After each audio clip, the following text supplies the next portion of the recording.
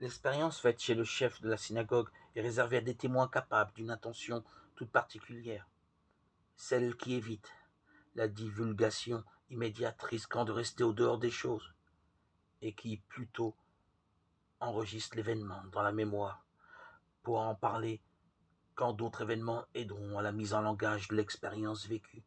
Ce qui veut dire que cette histoire contient un secret, une réserve de sens qui ne pourra être déployée qu'après la mort et la résurrection de Jésus.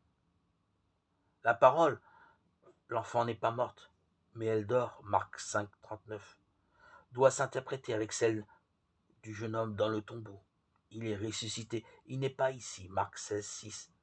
Il s'agit ici d'apprendre une autre manière de parler du sommeil de la mort, c'est-à-dire apprendre à percevoir que la mort prend une autre valeur chez celui ou celle qui est capable d'entendre la parole de Jésus, qui réveille, étonne, éblouit.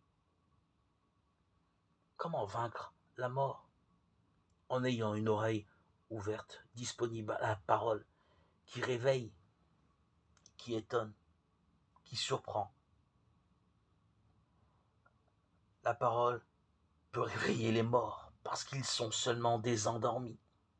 Elle peut aussi réveiller celles et ceux qui sont déjà morts avant de mourir.